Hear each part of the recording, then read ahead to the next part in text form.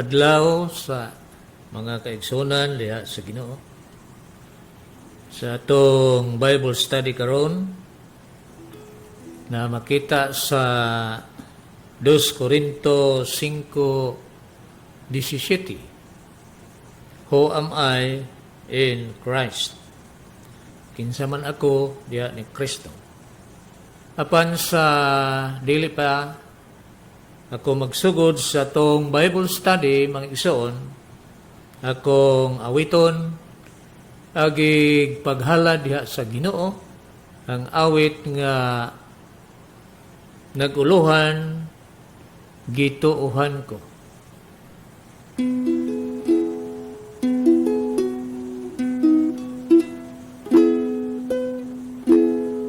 Wala ako masayod sa hingpit ngano nagilukat ako ni Jesus sa dako nga gugma niya nga dautan man unta ko laila kong gituuhan ako nasayo nga siya gamhanan magbantay siya kanako hangtod nga mubalik siya wala daila kong gituuhan ko ako nasayo nga siya gamanan magbantay siya kanako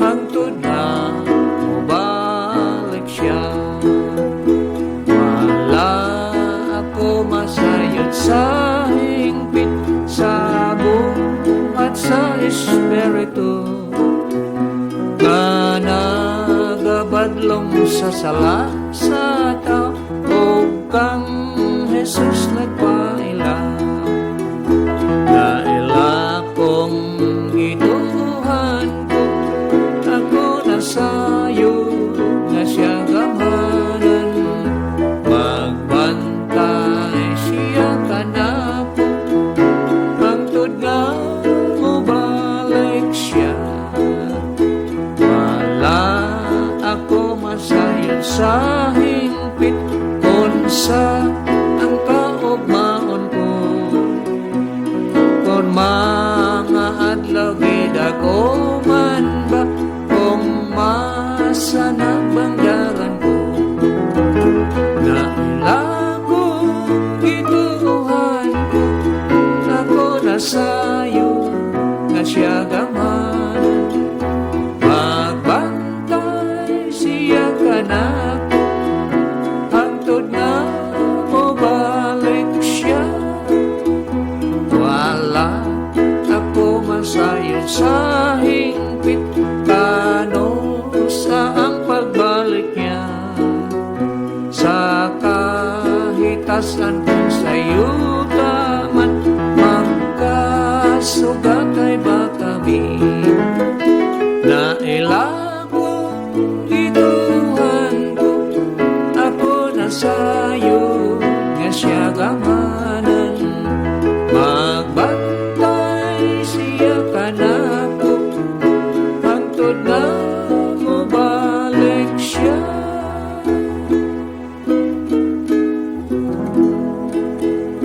mag-aampot ta mga igsoon dalaygon nga Dios among amahan nga hatag kanamo kahigayunan pribilehiyo sa pagwali sa mga pulong sa among Ginoong Hesukristo. Ako nagaampo nga ning oras sa among Bible study.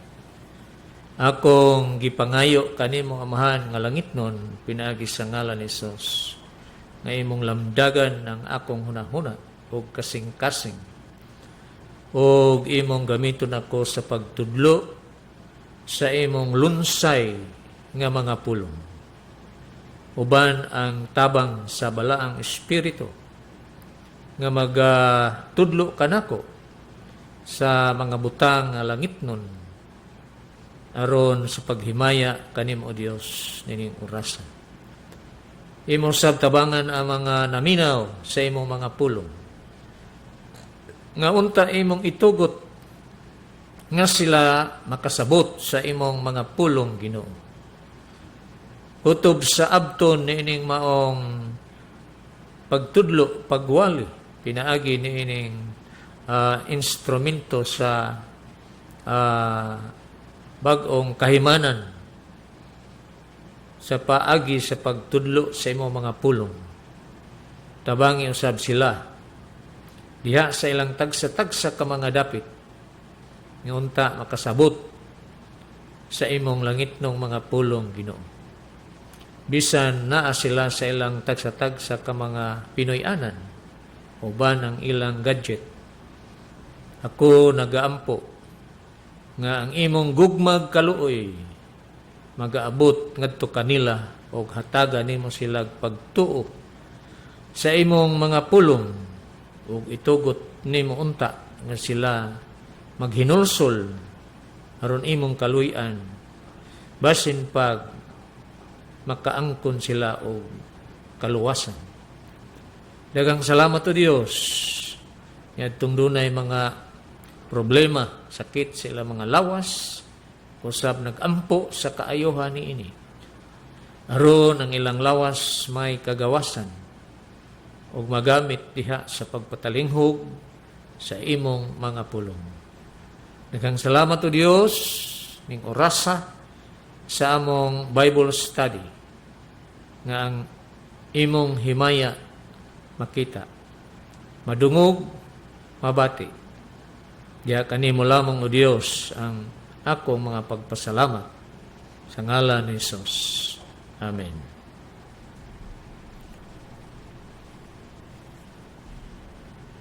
Ang mensahe nato mga igsoon, yun atong Bible study nga niya makita sa 2 Korinto kapitulo 5 versikulo 17 nga nagaingon, busa kon ang tao anaa kang Kristo, siya bag-o nang binuhat.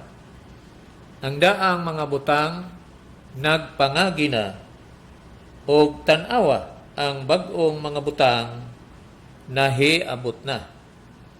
Sa pinulungan nga in English sa Biblia nga NASB nag-ingon, therefore, if anyone is in Christ, he is a new creature. The old things pass away. Behold, new things have come. Ang uluhan sa akong mensahe nag-ingon, who am I in Christ? Kinsa man ako diha ni Kristo. There are two Greek words which are translated new in the Bible. There are two Greek words which are translated new in the Bible. Din sa 2 Corinthians 5:17. The first one is called neos. Neos refers to something that has been made. Ang unang gitawag sa Greek word og neos, meaning figuratively regenerate, born a new creation, fresh, young, tao nga nahimong bag-ong binuhat sa Dios. Apan mga igsoon dili pareho sa kasagarang mga tao, uncommon. But there are already many others in existence just like it.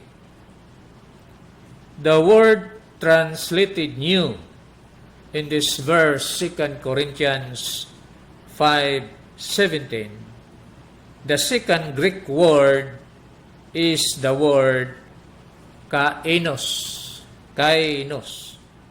which means something just made, which is unlike anything else in existence. Ang laing pinulungan sa Greek word sa new o bag-o mao ang gitawag og kainos. Nominative, feminine, singular. Meaning, a substance of a new kind, fresh, uncommon, unheard. Tao nga naan na ni Kristo, nahimong bag-ong binuhat nga ang iyang linihukan, dili na pariho sa kasagarang mga tao. Kaniadto bag-ong substansya karon ang gitawag og bag-o nang binuhat nga nagalihok sa sulod niya, mao ang Espiritu sa Dios. Sa 1 John, sa John, libro ni Juan, chapter 3, verse 3 to verse 10 sa Binisaya nagaingon, og si Jesus mitubag kaniya, sa pagkatinuod magaingon ako kanimo, gawas ko ng tao igaanak mag-usab, dili siya makakita saging harian sa Dios. Og si Nicodemo nangutana kaniya, unsaon man pagkahimo nga igaanak ang tao sa tigulang na siya? Makasulod pa ba siya pag-usab sa taguangkan sa iyang inahan o bahimugso? Og si Jesus mitubag, sa pagkatinuod, magaingon ako kanimo. Gawas ko ng tao igaanak sa tubig ug sa espiritu, dili siya makasulod sa gingharian sa Dios.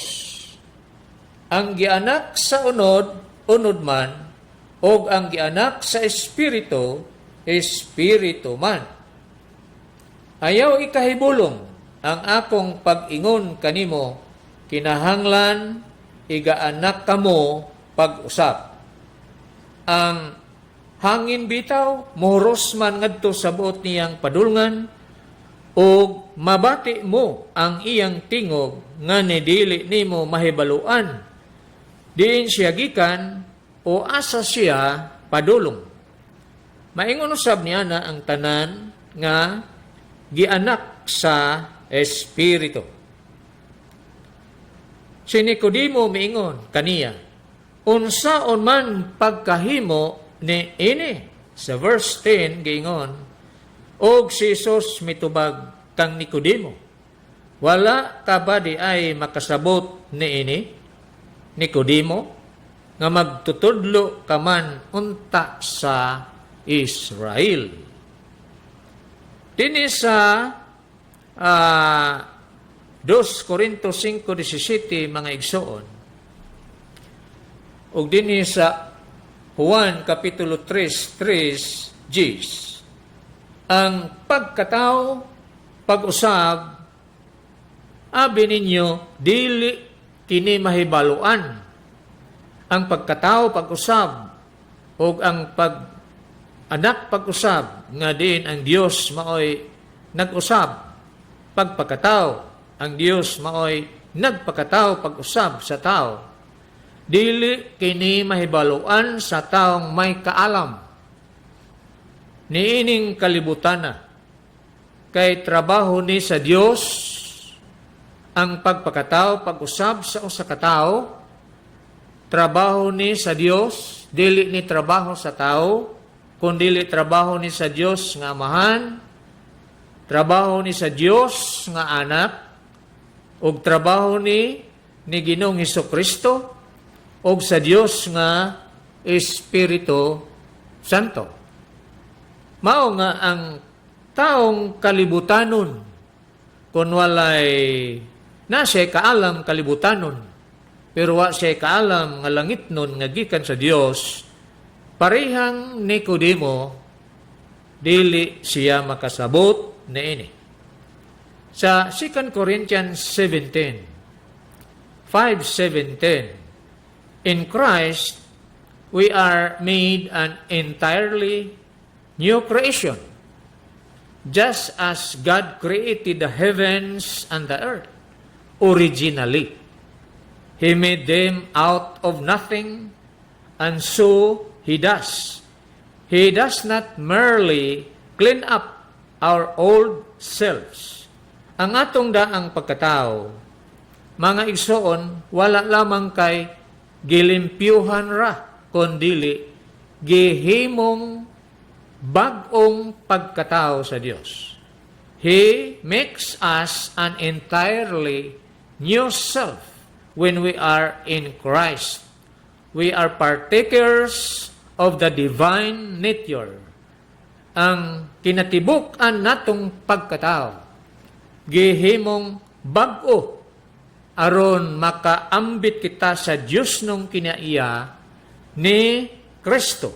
Sa 1 Pedro Kapitulo 1, versikulo 4, nga nagaingon, for by this He has granted to us His precious and magnificent promises, so that by them you may become partakers of the divine nature, having escaped the corruption that is in the world by lust. Nga sa binisaya pa,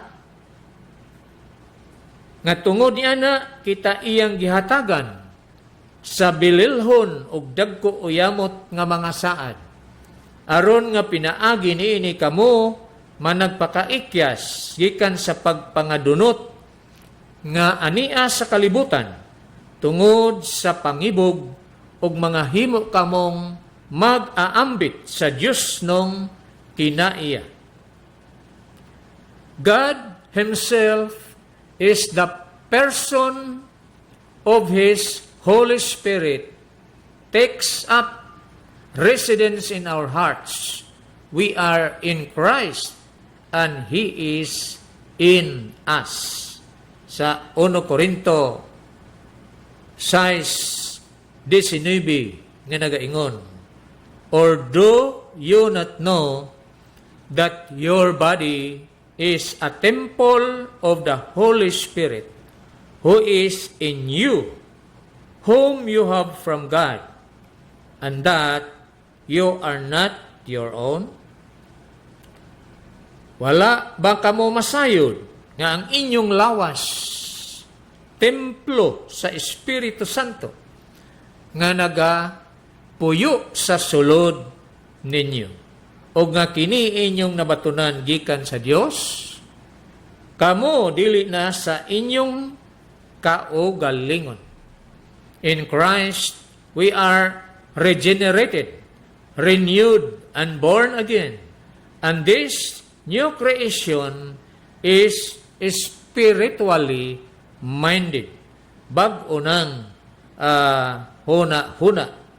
Sa Colossus chapter 3, atong basahon sa binisaya nga nag-ingon, kung ugaling, chapter 3, verse 1 to 4, kung ugaling gibanhaw man kamo uban kang Kristo, nan pangitaan ninyo ang mga butang nga anaa sa itaas, diin si Kristo nagalingkod sa tuo sa Dios.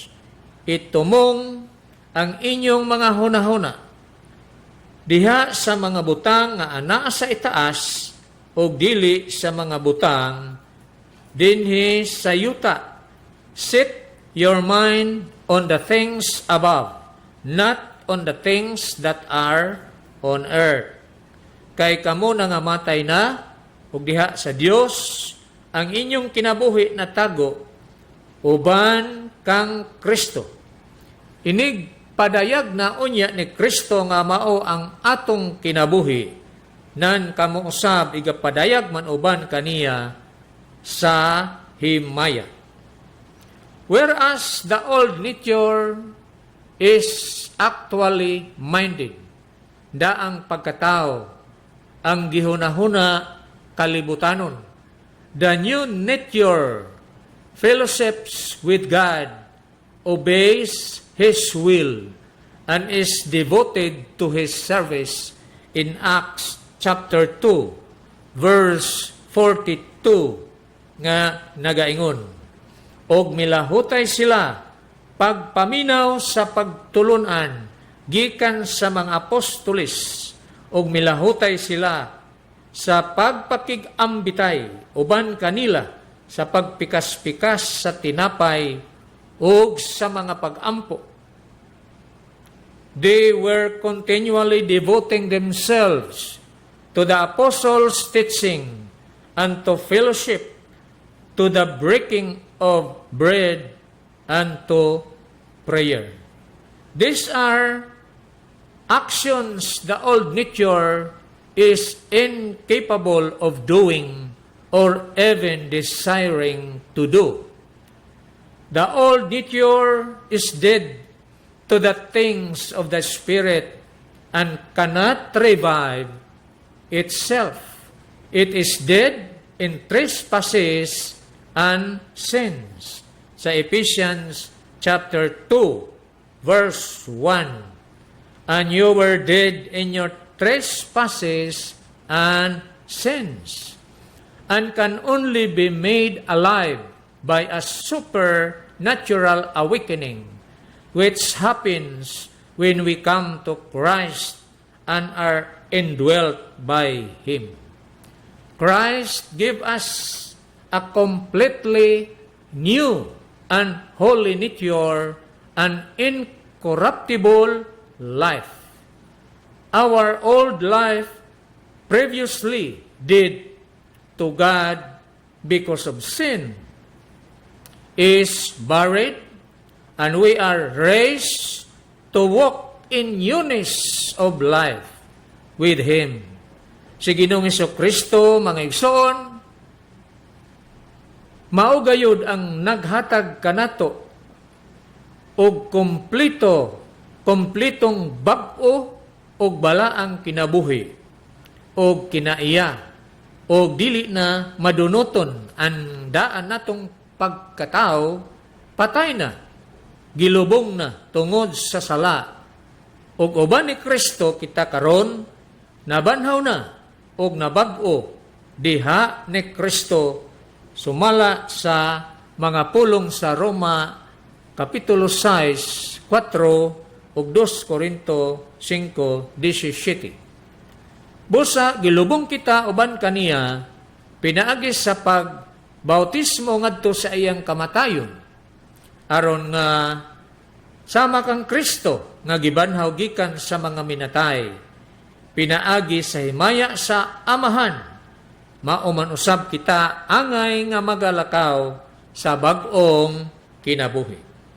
Busa sa 2 Korinto 5:17 giingon, busa kung bisan kinsa ang anaa kang Kristo, bag-o siya nga binuhat.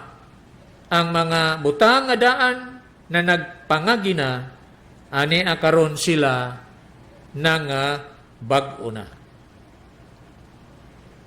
So din atong makita, mga igsoon, if we belong to Christ, we are united to Him and no longer slaves to sin.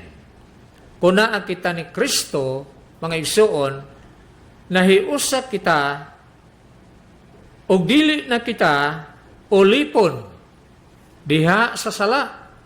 Sa Roma kapitulo 6, versikulo 5, ngadto sa versikulo 6 nga nag-ingon, for if we have become united with Him in the likeness of His death, certainly we shall also be in the likeness of His resurrection, knowing this, that our old self was crucified with him, in order that our body of sin might be done away with, so that we would no longer be slaves to sin. We are made alive with him. Gihimo kita sa Dios nga buhi uban ni Kristo, ug si Kristo na ang atong kinabuhi, mga igsoon. Sumala sa malaang kasulatan sa Efeso 2 versikulo 5 nga nag-ingon, bisan sa mga patay pa kita tungod sa atong mga paglapas, gihatagan kita niya og kinabuhi uban kang Kristo.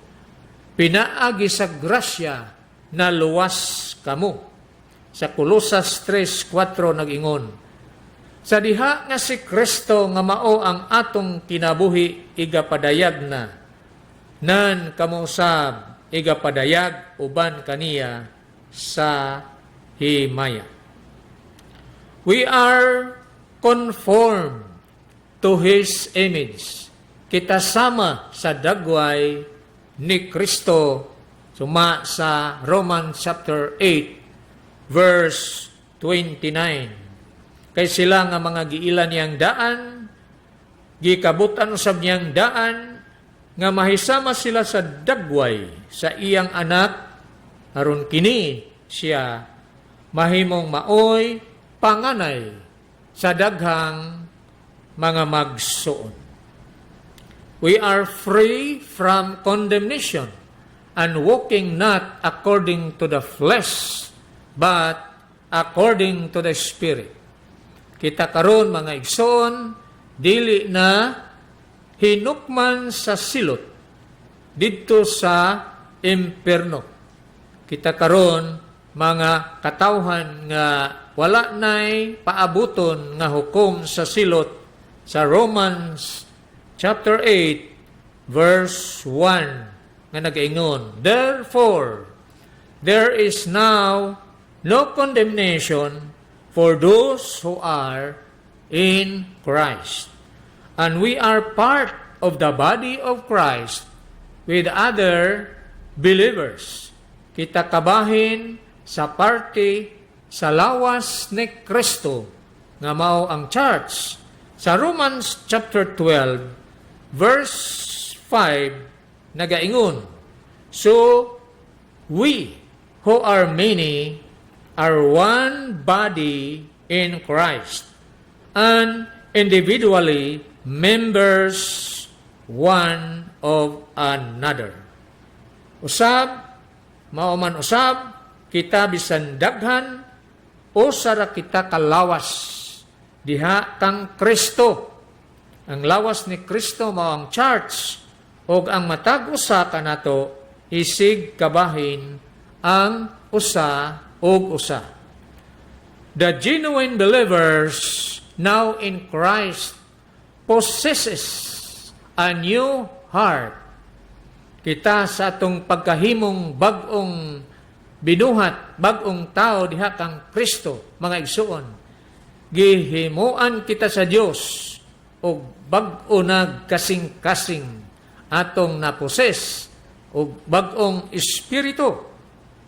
Sumala sa Ezekiel chapter 19 verse 20. And I will give them one heart and put a new spirit within them.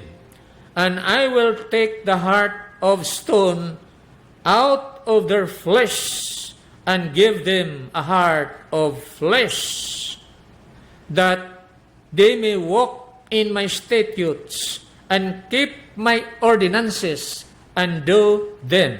Then they will be my people, and I shall be their God.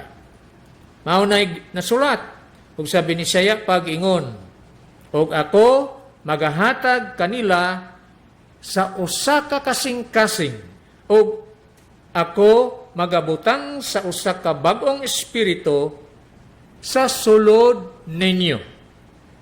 Ug kwaon ko ang batoon nga kasing-kasing gikan sa ilang unod, ug hatagan ko sila sa kasing-kasing nga unod, aron sila magalakaw sa akong kabalauran, ug makabantay sa akong mga tulumanon, ug makabuhat ni Ada, ug sila mahimo nga akong katawhan, ug ako mahimo nga ilang Dios.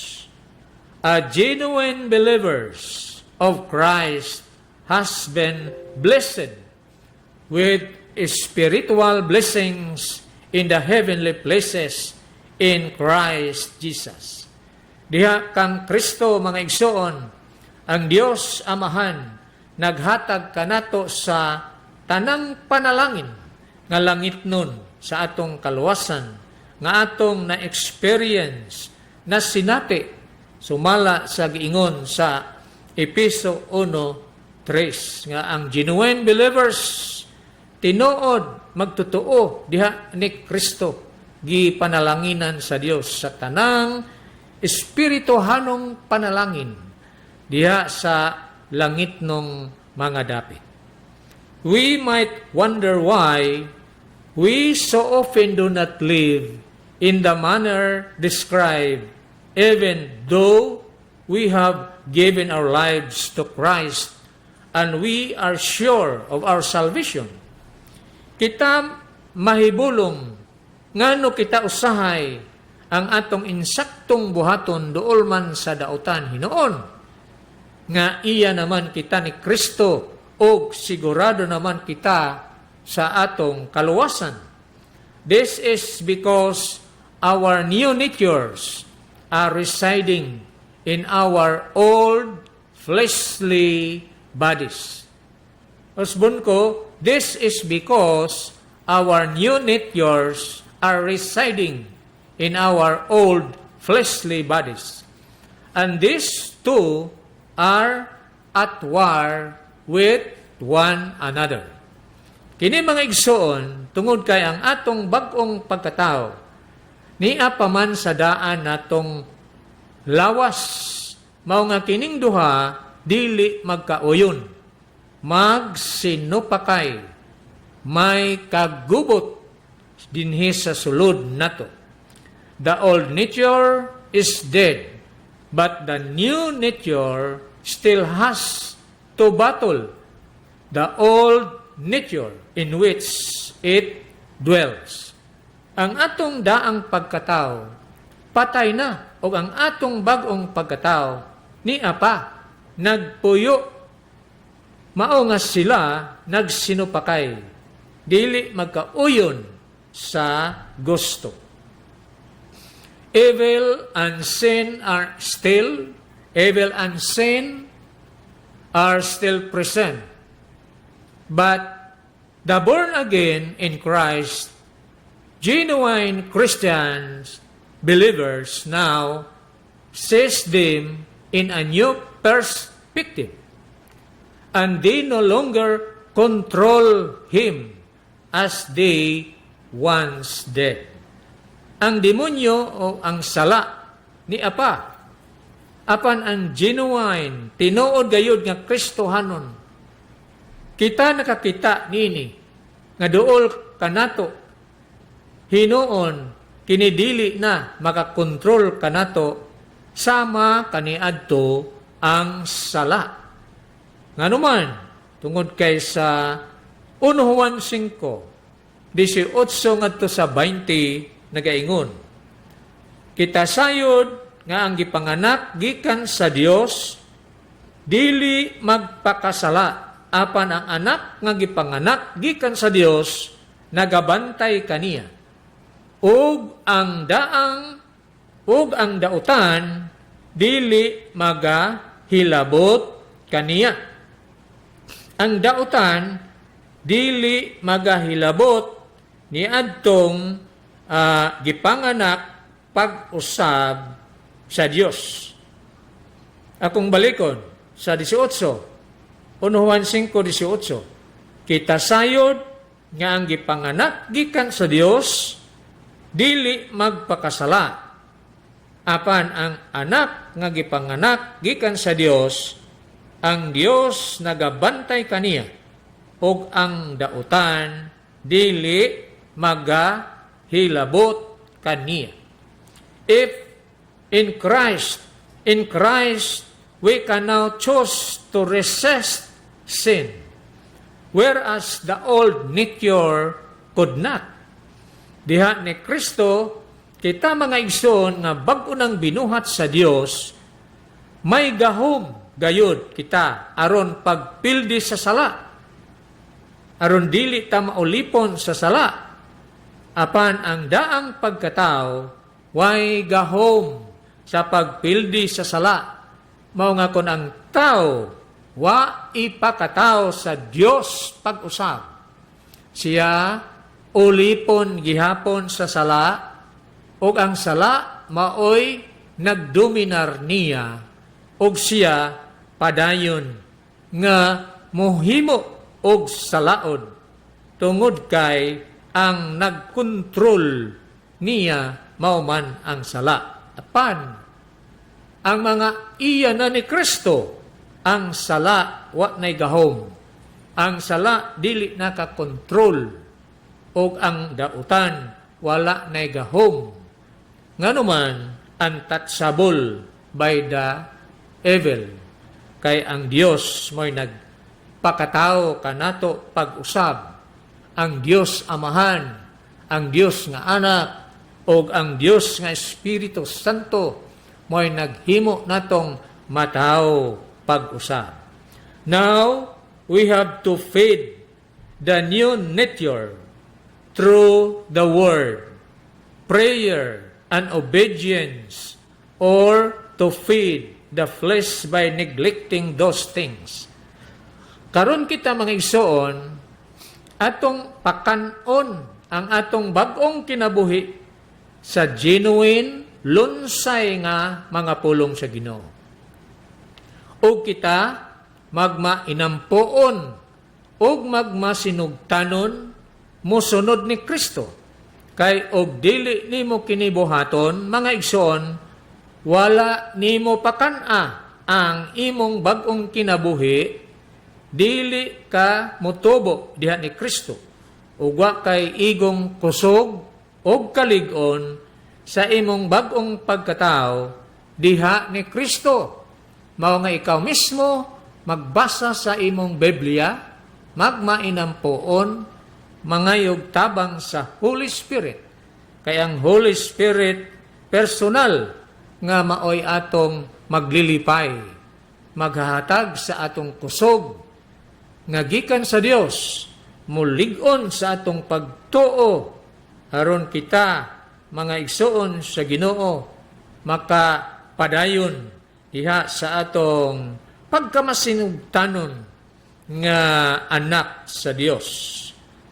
Sa katapusan, mga igsoon, ang pangutana nag-ingon, who am I in Christ? Kinsa man ako diha ni Kristo. When we are truly in Christ, we are more than conquerors through Him that love us.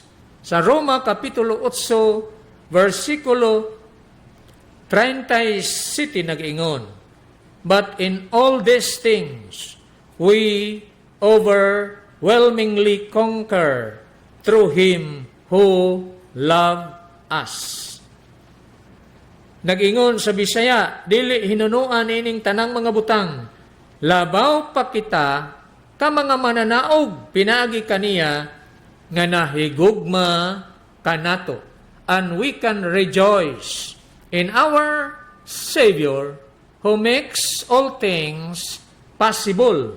Sa Philippians 4 verse 13 nga matud pa ni Apostol Pablo, I can do all things through Him who strengthens me. In Christ, we are loved, forgiven, and secure. In Christ, we are adopted, justified, redeemed, reconciled, and chosen. In Christ, we are victorious, filled with joy and peace, and granted true meaning in life. What a wonderful Savior is Jesus Christ.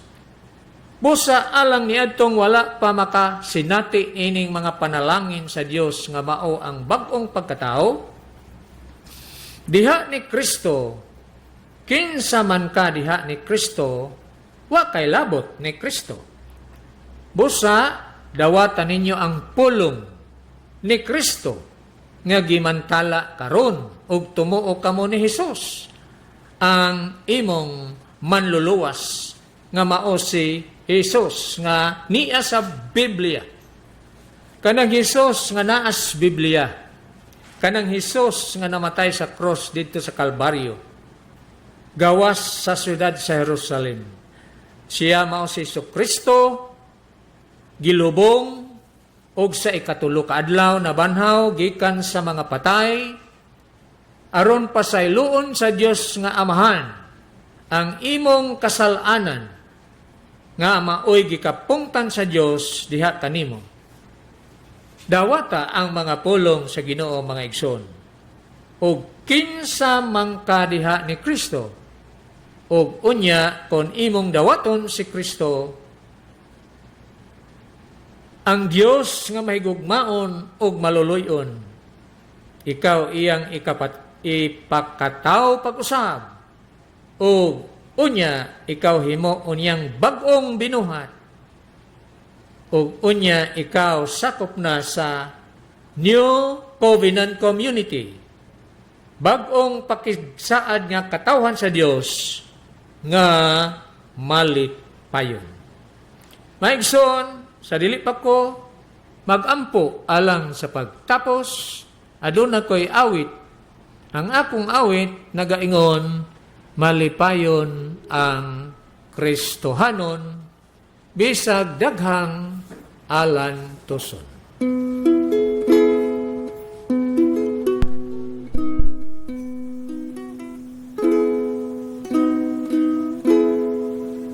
Malipayon ang Kristohan, kay nalang alan tuson, sa pag-alaga magapadayon kay si Jesus maoy sundon. Hallelujah, dili kita niya biya ng manlolowas naging kitang tanan niyang panadon ngadto sa balay nga langit. Malipayon ang Kristohan, bisan daghang alan tuson, sa pag-alaga magapadayon kay si Jesus maoy sondon. Hallelujah, dili kita biya ng manluluwas naging kitang tanan niyang panadon ngadto sa balay langit nun. Ang kasing-kasing ko nagakalipay, nagahulat sa langit nun nga pagdaon, nagakalipay o nagaawit sa kahibulungan na buhat na Jesus.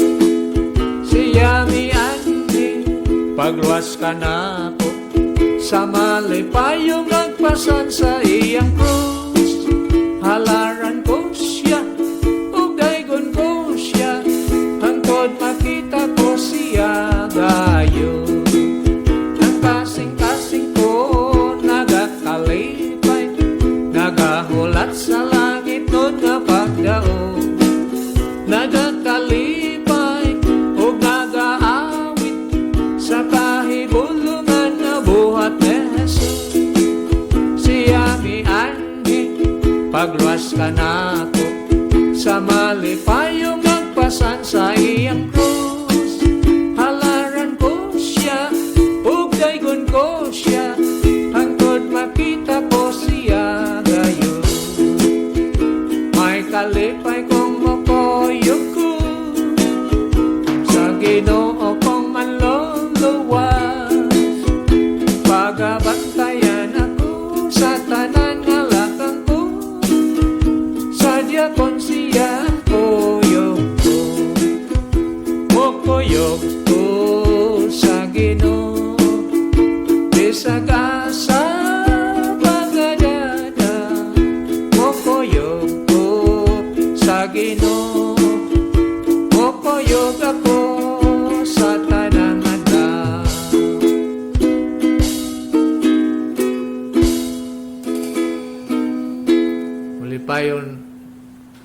atong mga kasing-kasing nga tinuod gayon, gibag-o na ta sa Dios nga Amahan. Gihimo kita niyang bag-ong binuhat. Gihimo kita sa Dios Amahan, sa Dios nga Anak, ug sa Dios nga Espiritu nga kita bag-ong binuhat. Kung ikaw tinuod nga iya ni Kristo, bag-o na kang binuhat sa Dios nga Amahan, Dios Anak, ug Dios Espiritu Santo. Ang Dios Espiritu mao nga atong magdadasig, maglilipay. Siya ang tigpahinumdum kanato, magtutudlo o mag-aampo kanunay, nagpuyo kauban nato, gikan dinhi hangtod sa kahangturan. Dili kita niya biyaan, bisan paning panahon sa kasakitan o kining panahon sa pandemic, mga igsoon. Ang Holy Spirit kanunay nagadasig kanato, magaampo ta. O Dios nga Amahan, salamat sa paggamit nimo ning imong alagad, pagtudlo, pagwali nga malipayon sa imong mga pulong. Hinaot pa, O Dios, nga ikaw nahimaya sa maong mensahe. O tabangan nimo ang namati, nakakita niining maong pagtudlo sa imong mga pulong diha sa ilang mga Facebook o sa ilang YouTube. Nga ang gahom sa kaluwasan, pagtuo diha kang Kristo nga namatay sa cross, gilubong og nabanhaw, ila untang masinati ang imong gugma og kaluoy. Nga tabangan nimo sila nga maghinulsol sa ilang mga sala og imong ipakataw pag-usab pinaagi sa Espiritu, kay dili man makasabot nini ang kalibutanong kaalam, kay kini trabaho man nimo Dios. Dili mahibaw-an ni bisan kinsa ang imong buluhaton sa paghimo nimong pagpakataw pag-usab sa usa ka tawo nga madinawaton og matinuohon sa imong mga pulong. O Dios, daghang salamat sa kaluwasan. Salamat usab niyadtong mga may problema sa pamilya nga ikaw magasulbad. Problema sa barangay, mga syudad, mga lungsod, bisan pa sa nasod, ikaw Ginoo magasulbad. Og tabangan nimo niining panahon sa pandemic, kini imong katawhan o Dios nga magmasinugtanon, magmainampuon o magmapasalamaton kanimo. Proteksyonin kami kanunay sa dautan o Dios. Daghang salamat ting among Bible study nga ikaw ang Dios mahimaya sa tanang mga kauban namo nga naa sa ila karong mga panimalay nga nagsunod niining among online Bible study. Imong panalanginan usab sila Ginoo. O Dios, samtang niya pa kami sa panahon sa kasakit, bantayi kami og ilikay sa tanang kadaot gikan sa mga daotang tao, mga daotang mananap, mga daotang espiritu, mga kalamidad o mga aksidente sa kadalanan, bisag asa kami moadto, o sa tanang klase sa mga sakit, aron sa pagpatay sa mga taong makasasala, tungod kay kami, dili man mamatay tungod sa sala, kay si Kristo mismo mao ang nagpakamatay sa among kasalanan didto sa cross. Mao nga imong gipasaylo ang among sala o gihimo nimo kaming matarong sa imong atubangan. Mao nga ako nagaampo nga uban ang kalipay o pagpasalamat sa imong proteksyon o sa imong provision nga wala ka magkulang sa tanan namong panginahanglan samtang kami imong gitugutan nga magpuyo og mabuhi dinhi niining kalibutan nga imong gibuhat. Kau ang Dios, mao lamang gayud ang among simbahon ug daygon. Pasalamatan sa tanang panahon.